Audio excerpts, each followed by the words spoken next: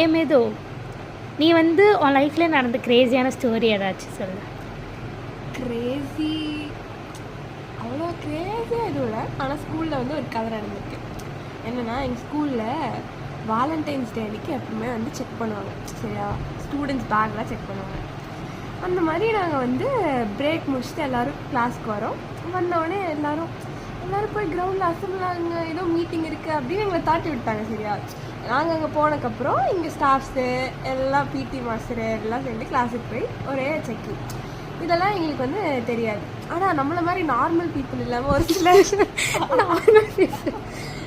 ஒரு சில பேர்லாம் இருப்பாங்க. அதாவது எப்படா வந்து தேடுவாங்க, எப்போ நம்ம வந்து ஒழிச்சு வைக்கணும் அப்படின்னு ரொம்ப வந்து கொஞ்சம் காஷியஸாக இருக்கவங்களாம் இருக்காங்க. அந்த மாதிரி ஒரு பொண்ணு என்ன பண்ணிட்டான்னா, அவள் ஆளுக்கு ஒரு க்ரீட்டிங் கார்டு எடுத்துகிட்டு வந்தா. சரியா, அந்த க்ரீட்டிங் கார்டை மறைச்சி வைக்க இடம் இல்லைன்னு என் பேக்கில் நல்ல பொண்ணு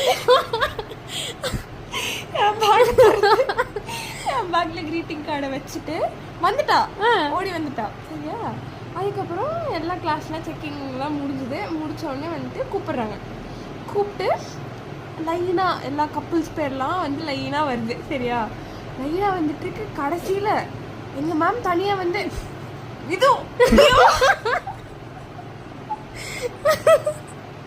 அப்புறம் என்ன பண்ண? எனக்கு என்னடா நடக்குறீங்க, ஒரு பையனை நேராக நின்றுட்டு கூட பார்த்தா என்ன கூப்பிடுறீங்க அப்படின்னு சொல்லிட்டு நானும் போனேன். ஆனால் உண்மையாகவே அந்த பொண்ணு வந்து நல்லா பிளான் பண்ணி தான் பண்ணியிருக்கான். ஏன்னா எங்கள் மேம்க்கு தெரிஞ்சிச்சு அது வந்து நான் வந்து பண்ணியிருக்க மாட்டேன் அப்படின்னு. ஆனாலும் ஒரு தமிழ் மேம்னு ஒருத்தவங்க இருக்காங்க. சரியா, அந்த மேம்க்கு சந்தேக புத்தி மட்டும்தான். வாழ்க்கை ஃபுல்லாக எல்லாத்தையும் சந்தேகம் பண்ணுன்றது தான் மோட்டிவே.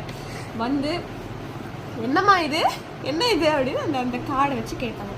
எங்கள் மேம் எனக்கு சப்போர்ட் பண்ணாங்க. சரியா, இல்லை இந்த மாதிரிலாம் நடந்திருக்காது. நானும் என்ன எக்ஸ்பிளைன் பண்ணுறேன். ஆனால் எனக்கு எக்ஸ்பிளைன் பண்ணுறதுக்கு முன்னாடி எனக்கு வந்து ஒரே என்னால் ஏற்றுக்கவே முடியல உண்மையை. என்னடா இது, என்ன கார்டு இது, என்ன கரும இது, எதுக்கு என் பேக்கில் வந்துச்சு அப்படின்ட்டு. நானும் சொல்கிறேன், மேம் இந்த மாதிரி நான் கொண்டு வந்து வைக்கல மேம், யாருன்னே தெரில, யாரோ கொண்டு வந்து வச்சுட்டாங்க, எனக்கு தெரியாது மேம், தெரியாது அப்படின்னு சொல்லிட்டு.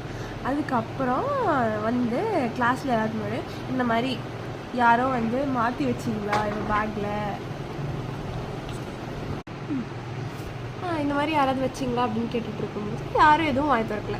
இந்த கேப்பில் வந்து நான் ஒரு பக்கம் செம வெக்ஸாகி உட்காந்துட்டு இருக்கும்போது அந்த மேடம், அதாவது என் பேக்கில் வச்சு அந்த பொண்ணு வந்துட்டான்.